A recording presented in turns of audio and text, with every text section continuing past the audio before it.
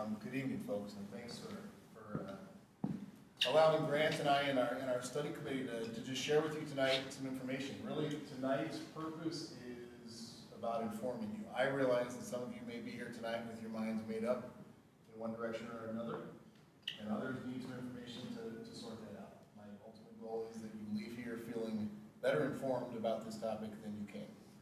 I want to just start out by, again, saying my name is Dave Gantz. I do hail from Illinois. My first day in the RSSU was Tinmouth's first day in the RSSU, July 1st, 2014. So we have a shared path with this organization. And I'm excited to be here. I'm excited that you're a part of the same organization that I am. I do want to extend my thanks to Grant, who has been an insanely valuable historian, legal scholar, just do-it-all kind of guy who you give him a task or you give that dog a bone and he doesn't chew until it's gone. You know what it comes down to. He's been incredibly valuable representing you on the study committee. Next to him is George Ambrose, who is a member of our Mill River Board. He is also the RSSU Board Chair, and he serves as the chair of the study committee that did this work. Ken Fredette is your neighbor next door in Wallingford, Wallingford School Board Chair, and a member of our study committee as well. And his wife, Kate, is next to him. And John McKenna in the blue is your neighbor the other direction from Clarendon, the school board chair in Clarendon and member of the study committee there. Two of our other committee members, Adrian Raymond from Shrewsbury and Tammy Heffernan from Wallingford, are adding Mill River Board meeting as we speak. So George and I got out of that one to come and spend some time with you. So I really want to give you an overview of what the Act created as far as the conversation and work that the study committee needed to engage in.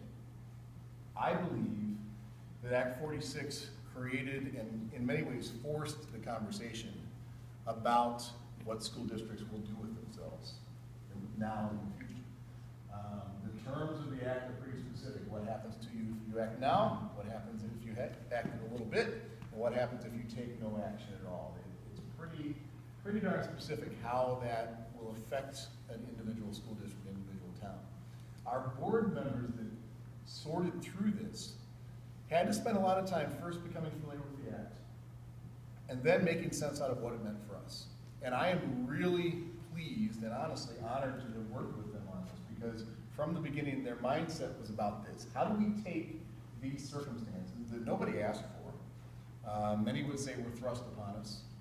How do we take those and do something that will serve the four communities that we currently serve in a way that will make us better in the long term? And that was the mindset from day one of that group, and that continues to be the mindset in a way that impresses me and makes me proud as we work and move forward. In the Act, there are some inherent challenges. Specifically, the Act requires the merger of school districts and school boards. Some previous legislation that I'll talk about in a little bit brought up merger ideas as an optional thing with some incentives. But Act 46 makes it necessary, makes it required. The solution to that really came down to the things that you see listed there. As a group, the study committee had to decide who do we want to work with on this? What do we want to look like?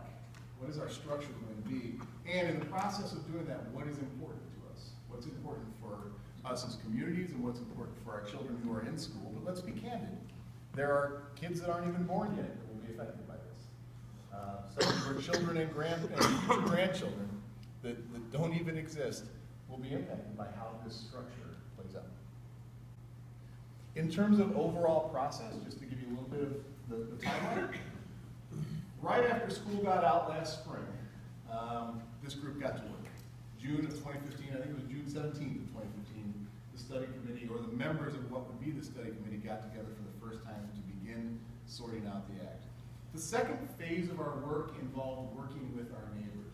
The law requires that you have conversations with neighboring towns and neighboring districts about what they're up to. George and I like to joke that we went on a lot of first dates and we went on a couple second dates to talk to people about what might be.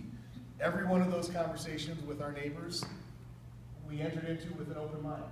Is there a way we could work together? If we did, what would that look like? If that was going to play out, what would timing be? Do we have enough in common to figure something out? In the end, we decided not to go down that path at this point in time. in the end, we decided that the best strategy for these communities right now was to do what it took to remain intact as one single entity. To think about Tinmouth and Wallingford and Clarendon and Shrewsbury and the schools, the 5 schools that we serve kids in those communities, and maintain locally what we can and take advantage of the opportunities that are in front of us and kind of control our circumstances as best as possible. An interesting thing that it's worth you knowing and understanding is about Act 153 and Act 46. This isn't something there will be a quiz on, but it's important to understand why we're not doing something under Act 46. Our merger proposal is actually an Act 153 merger proposal. So first I want to give you a little bit of background on that. Act 46 has a magic number in it of 900. That 900 number is based on no research. It's an arbitrary target number that was thrown out there into the act. It was kind of a compromise between 2 different versions of the legislation. And they landed on that number as the target number that was required for a preferred structure under the law. So if you brought some districts together and had at least 900 students, you could access all of the incentives that were built into Act 46. Those incentives included some tax breaks and things along those lines. That 900 students is not 900 students attending your schools. We actually have about 950 students attending our schools. It's your resident students. In the towns of the RSSU, we have 815 resident students. That number has been declining over the years. It'll continue to decline for 3 or 4 more years when it hits a point that I would guess is probably in the upper 700s. And then we have a growing, look at some of your preschool numbers here, we have a growing, much younger population. So you'll start to see that number creep up again in the future. Not astronomically, this is Vermont still, but you'll start to see that number of students creep up a little bit. But we were not in a numbers position to be able to access the Act 46 process at all. We tried, trust me, we tried. We talked about things like a waiver on the number and waited to see if there were things that could work out with that. There were not. However, legislation from 2010 and 2012, specifically Acts 153 and 156, also laid out merger proposals that could work under Act 46 that did not have those same number restrictions. Act 153 had an option that we were able to pursue where you can merge together with at least 4 districts. If you count our 4 elementary schools, and interestingly, Mill River counts as a 5th district, even though it's represented by 3 of the towns. We have 5 districts, so we meet the minimum 4 district requirement under Act 153. And what that allows us is to move forward with a merger option that still has access to incentives. The only incentive it misses out on is it's only got 4 years of tax break incentives as opposed to 5, which are in Act 46. So if you were a glutton for punishment and watched our state board of ed meeting where we made our proposal to the state and they approved it, and you heard them talking about Act 153 and why we had one type of structure and other places had another, that's the reason why. It really was about that number of students, 815 versus 900. It's important to talk about the history of this place a little bit. I know that you've been neighbors of the Rutland South community for a long time, but the history in this place is an interesting one if you look at it through the lens of the community making decisions along these lines that we're talking about. Just to brush up on some old facts for you, the organization I'm charged with leading, the RSSU, was formed in 1906. It's kind of interesting to think that I hold a position that has existed in these towns since the year 1906. That's when the supervisory union movement across the state emerged. That's when towns were organized from being single towns, single districts, working all on their own with no general oversight into these entities called supervisory unions, where you had a superintendent overseeing the operation of the towns and the individual school boards. In 1975 and 1976, you know this because this community has had a strong affinity toward Mill River Union in those past 4 years. The first graduating class in Mill River, 1976, thus the Minutemen mascot. And that to me is a clear example of towns coming together to make a decision for the common good and for the community good to service students across towns in a merged and consolidated type of way. You may or may not be aware, in 2007, board members in the RSSU brought forth a proposal and took it to the voters that was based on merging operations much in the same way that we're talking about now. Some of the issues that existed then had to do with concepts about closing small schools, which our plan addresses and we'll talk about in just a little bit, and how to stabilize the tax rate across the entities. And there were a few more details that we've sorted out in this plan that didn't exist in that other plan. But if you were to compare the two, the general structure and concepts are remarkably similar. So 9 years ago now, in these communities, we had a movement along the same lines as we're talking about now. The difference now in 2016 is merger is no longer a voluntary concept for us to think about doing because we might want to consider the option. It's a required concept that we have to make sense of. So a key question you may ask is, well, if we made this shift, what would be different? Why would this be positive for us? Some of the key things that I would like to point out to you, first, centralized staffing.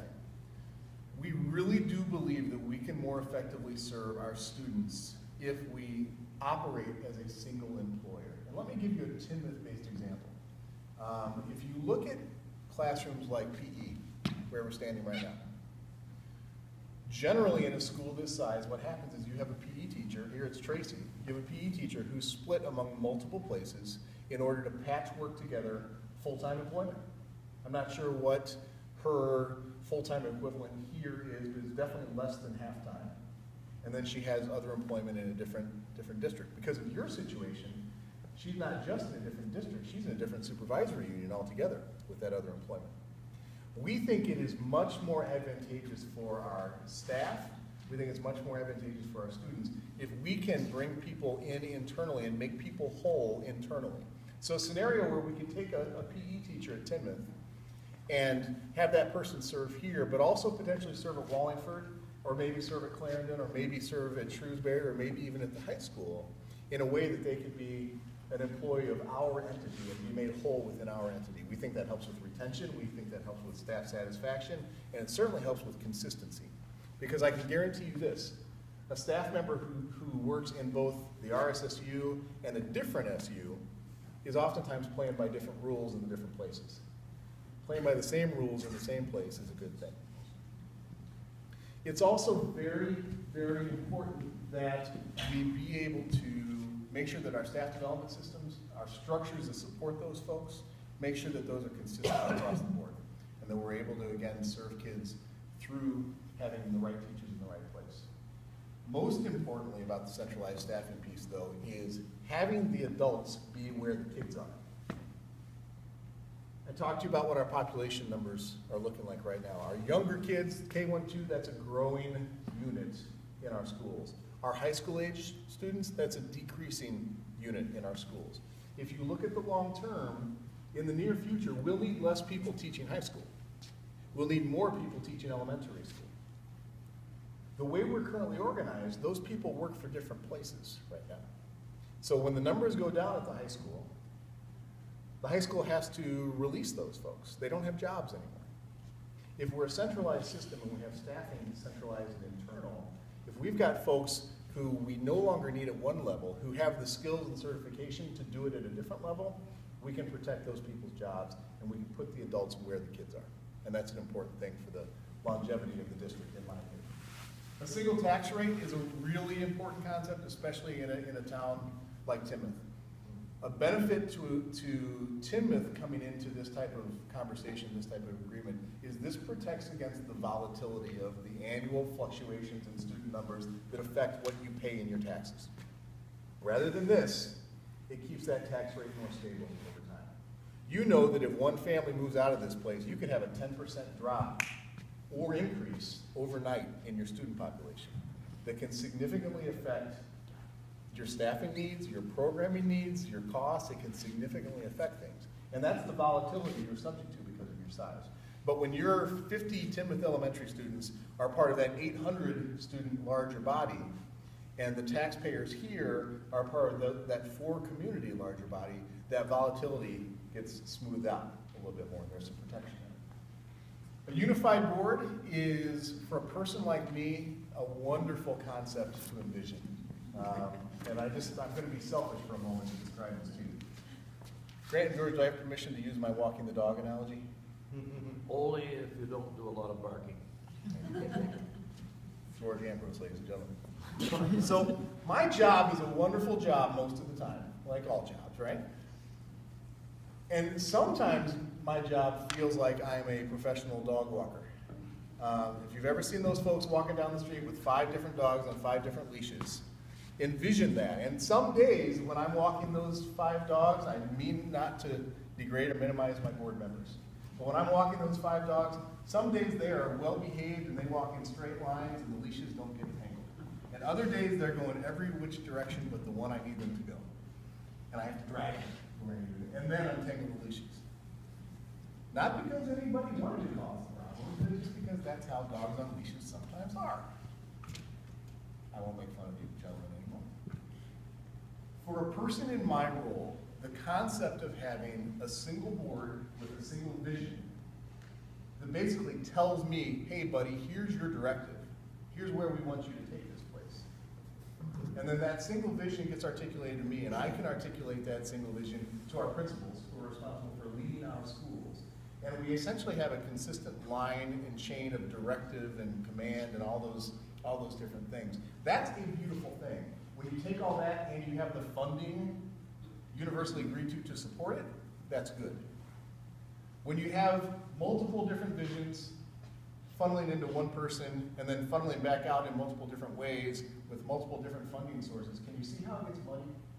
Conceptually, a single unified board representing all of our towns, even Tinmouth, the smallest town, having a full representative on the board, that's a positive thing because every town has its interests represented in the unified board structure.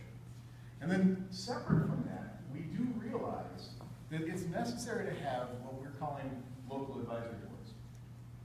And what that means is if this process goes through, we would still create here at Tinmouth School and at Clarendon and at Wallingford and Shrewsbury and Mill River, we would create, most likely under the organization of the principal, a local advisory council, so to speak, which would consist of a number of different people. Probably some sort of combination of a couple parents, perhaps even students, depending on the age, perhaps some completely unconnected to the school local community members or local business members or whatever that might be. Maybe some grandparents whose kids were in this school 20 years ago and they haven't been attached for a while. But a broad spectrum that represents the full community that would regularly come together to talk with the principal and sometimes even talk with me about what's going on, what's important, what we need to be thinking about. Because even though we could have a single unified board setting direction for our schools, it's still important to have a local voice here and to have the local conversation here about what's going on here. And that can play out across the system and would play out in some pretty exciting ways. Then there are the questions of why should we act now? Why, what's the hurry? Several factors I would ask you to consider with that. First, controlling the finances is important. We access tax incentives with this plan immediately. And I mean, when this new entity goes into effect, we begin accessing those tax incentives. We're able to gain some control over our tax dynamics for the next several years and set ourselves up well for the future. Controlling our dynamics. I can tell you firsthand that our neighbors, your neighbors, are struggling to make sense out of this. They're struggling to figure out a path.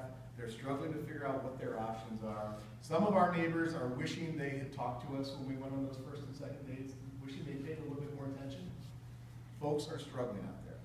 This sets us up to have a plan, preserves the local control that is important to us here, but it also positions us for the future. If a neighbor comes knocking on the door saying, hey, you know, can we come to the party? We're positioned to have that conversation and talk about that. But we felt it was important to take care of these towns now and be well situated for the future. Controlling the future is incredibly important. The Act is very clear that if you don't figure this out for yourself, the state will figure it out for you. And that is a gamble, that is a risk. George Ambrose, our RSSU board chair, has pointed out to me a number of times, if you look at the distance from Mill River Union to Rutland High, it's a few miles. If you look at the amount of space that's available in Rutland High, the number of students that attend Mill River could fit in that place. If someone that is 2 hours away from here is making a decision about where kids should go to school, some of those decisions look like easy decisions on paper from far away. So it was important to us to think and act in a way that preserves what we have and helps us to control that future. And finally, I hope you got one of our mailings. I think it was the November mailing that came from the study committee, where the entire theme of that mailing was why act now? And the point of that mailing was we're not rushing, we're ready. And I really ask you to take that to heart, and I guess in many ways, trust me when I tell you that. Our internal systems, our business office, the processes we use internally as a supervisory union, they're ready to flip the switch on this type of an action if we need to, if that opportunity arises. Our mindset of our board members, I talked about our study committee. I deal with about 23 unique board members as part of RSU, and I can tell you that I have been profoundly impressed by the mindset of those folks as they've kind of shifted into this thinking about us as a larger community. That group of folks are ready. Many of those folks are running for the positions on the new board. So I know that the people who are running for that board are ready for this type of engagement and this type of process. And finally, our plan is a fast-paced plan. Should we get merger approval on March 1st, we are targeting July 1st to be our effective start date. We know that there will be some kinks. We know there will be a couple of messes. We'd be naive to go into it thinking any differently. But with that quick start date, when we had the conversation about should we do July of 2016 or July of 2017, the prevailing theme was if our voters are behind it and we're prepared, why should we sit around for 15 months and wait to do it? If it's a good idea and we've got the approval, let's go. If we're prepared, let's start doing this for students now. And I hit the wrong button. So here's the real nitty-gritty about tonight that I want you to see. And I want to be candid with you that these numbers represent the current reality. If our friends up in Montpelier sort out whether they want to do anything with the tax caps, there would be some minor, and I mean minor, we asked our business manager to run the numbers on what the impact of repeal of the caps or adding a percentage to the caps, what that would look like, and those changes are very, very minor. So these are the best numbers I can show you at this moment. But this gives you a picture of what things look like, and I really ask you to pay attention to this. So the first scenario is if we did not have a merger go through, with the budgets that are being presented to you for vote on March 1st. We would not have access to any incentives, and we would be protected from any penalties for 1 year. Your tax rates would be there. You can see what the Tinmouth tax rate would be. That's $1.54 per $100 of assessed valuation of your home. So one thing I forgot to mention on that no merger scenario. So again, this is based on the budget that is being presented to you for approval by the Tinmouth school on March 1st. Actually, you'll approve it prior to that or not. And it keeps protections in place for 1 year. By forming a study committee last summer, that action protected the small schools grant that Tinmouth receives and the hold harmless protection that Tinmouth receives. To explain the hold harmless very quickly and simply, in case you're wondering, basically that's what they also call the phantom provision, which protects your state-received funding from going down more than 3.5% per year, even if your student numbers went down more than that 3.5%. So what happens is there are places who have students at this level, but they're still receiving money at this level because that hold harmless protected them, and that gap, those are your phantoms, your ghost kids that don't really exist, but you're still receiving funding for them. For comparison purposes, with that same budget, if merger went through and you would still have those protections, the hold harmless and the small schools grant, there's the comparative tax rate. The interesting one is Shrewsbury. You're probably saying, why did everybody else go down when Shrewsbury goes up by a penny? Shrewsbury is our lowest spending district. Just to give you a sense on what they spend, Shrewsbury spends about $12,500 per kid. Our highest spending district spends in the low 17s per student. So that's our range overall. So unfortunately, when you take 4 towns and a 5th district in Mill River, and you're finding kind of that median tax rate, somebody at the bottom gets pulled up a little bit. That's that's what happened in the process. And unfortunately for Shrewsbury, it's they who pay that price. You can see it's not a significant price, but that's the rub in Shrewsbury on the merger concept. Real dollars piece I want to show you. Here's the theoretical difference in a tax bill. If you take a $200,000 home, which we believe was a good estimate, kind of median value on what homes might be throughout the SU, the difference in tax dollars on your tax bill, if a merger occurs, that's what it looks like. Clarendon goes down by about $250 on that cost of a home. Shrewsbury, you can see what that 1 cent on the tax rate looks like. Here in Tinmouth, a decrease of $551. In Wallingford, a decrease of $211. So that's the tangible reality that compares non-merger versus merger for this coming year. Then there's this slide, which is really this is the, oh my goodness, worst case scenario slide. This is just for the purpose of examples. This is, what would the tax implications be if we didn't have a merger, and for example purposes, Tinmouth lost the small school grant and lost that hold harmless protection that I talked to you about. This is only for example purposes because this couldn't happen to us this next year. But if Tinmouth didn't take action, or if any of our towns didn't take action, Tinmouth and Shrewsbury are the two schools that received small schools and hold harmless. This kind of shows you an example of what that could look like. So in Shrewsbury, the rate would go up to 151. Let me go back a couple slides for comparison. You see there the Shrewsbury rate on a merger is 136. Your Tinmouth rate would go up to $1.82 from that $1.27. If you look at it in real dollars, look at the Tinmouth example. Start with this. Under a merger, your average Tinmouth tax bill on a $200,000 home goes down by $550. In this worst case scenario, tax bill goes up almost $500. So there's literally a $1,000 swing there between the accessing the incentives of the merger and not taking action and paying those penalties later on and losing those grants. Those are significant numbers. And I actually thank Grant. This slide was his idea. He said we need to figure out what the implications of just some more details on the proposal. You can spend the time reading the 20-page proposal on our website, or you can get the Cliff Notes here. But what's different? 5 schools with 1 vision, as I talked about previously, 1 board versus 6, and our small schools, like Shrewsbury and Tinmouth in particular, protected against closure and that volatility. It's important, I think in a later slide I address this, but it's really important for me to say to you here that the members of our study committee, representing all 4 of those towns, felt incredibly strong that we needed to take really aggressive action to protect small schools from closure. If you look at the articles that we drew up, they are very clear that not only does it require a unanimous vote of the new board, which has a member from Tinmouth, if you look at the middle portion there, but also a favorable vote in the community where that school resides. You'd be surprised, or maybe not, to know that when we submitted our proposal to the state, I was doing the back and forth process with them about the proposal and tweaking things and crossing T's and dotting I's. They pushed back and said, Dave, did you guys really think about what you put in there when it came to closing school? I said, absolutely. To us, closing a school has to be a slam dunk, no question decision. It can't be something that a group 5 miles away or 10 miles away or 150 miles away can make. It has to be a decision that has some local skin in the game. And so we felt it was important, and the state actually turned around and said, okay, it makes sense. That's the way you guys feel about it. We felt it was important to protect those schools.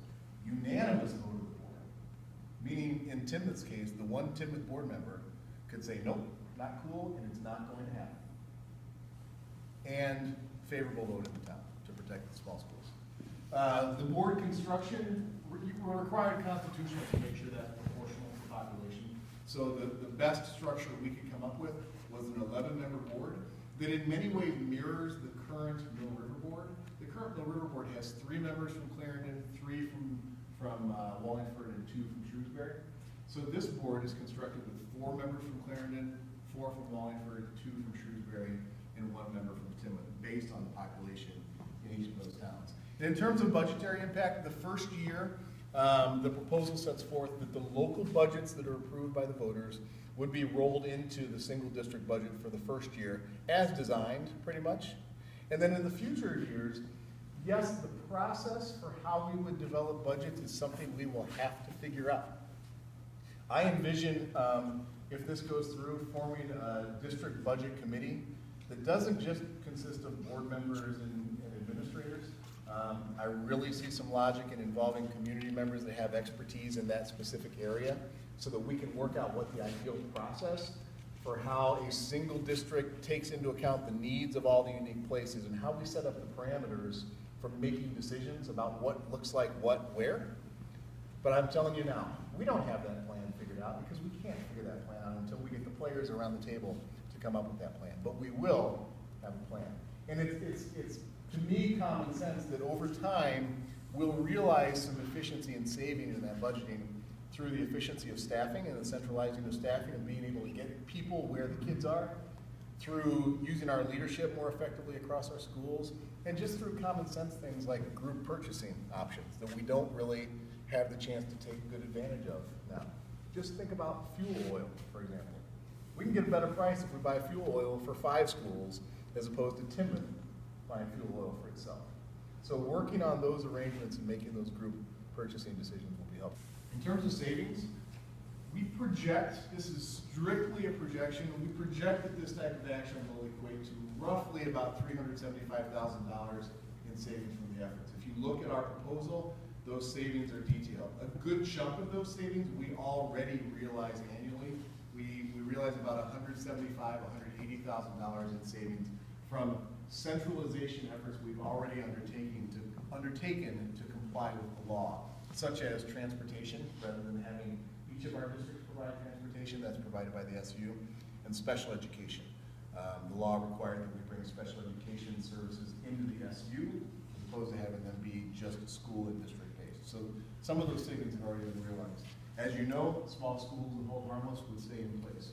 Staffing impacts, it is important. We're not an employment center, but it's important that we save jobs if we can. And so I would tell you that the proposal that you will see, I don't see any immediate projected loss of staff or jobs. I do think over time, as we make smart decisions about getting adults where the kids are in wise ways, we'll see some efficiencies, because if our enrollment continues to decrease, in theory, our staffing should decrease somewhat.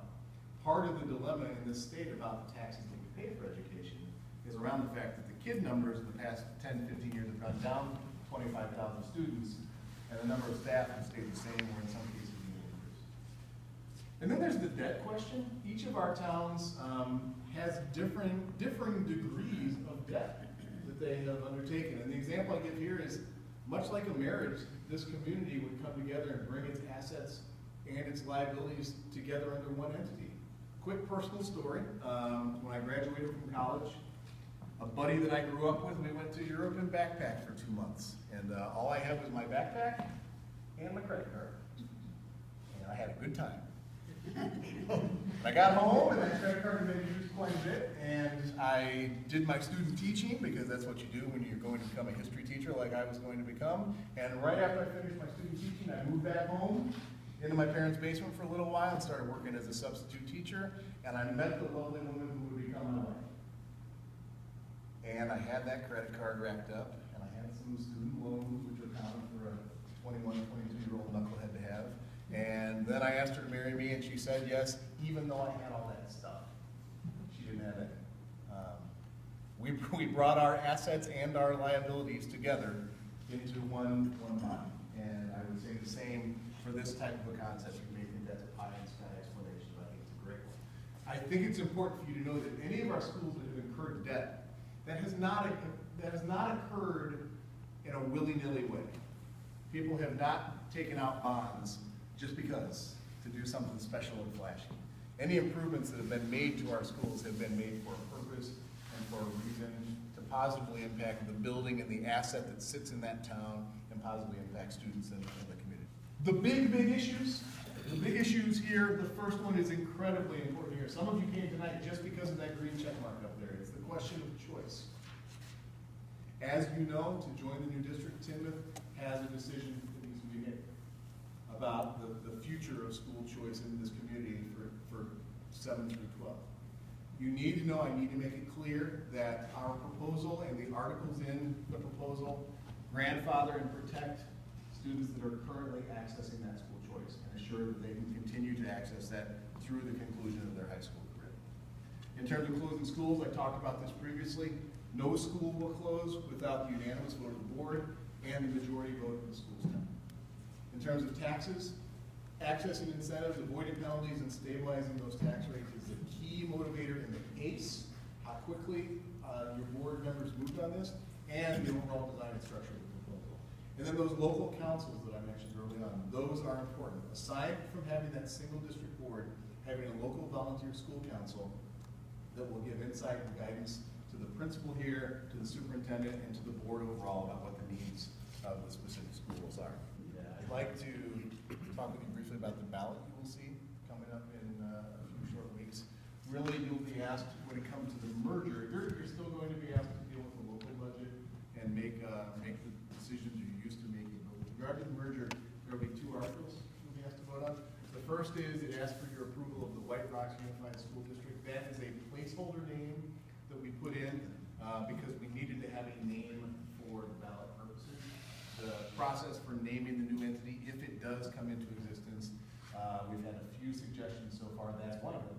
We've had a few suggestions, and that new board, once elected, will ultimately make that decision based on the suggestions that have been submitted. Personally, I like White Rocks, but Grant likes it too. Article 2 will ask you to then elect board members based on the town which you're in. So obviously in Tinmouth, you'll be asked to vote for 1 board member here at Tinmouth.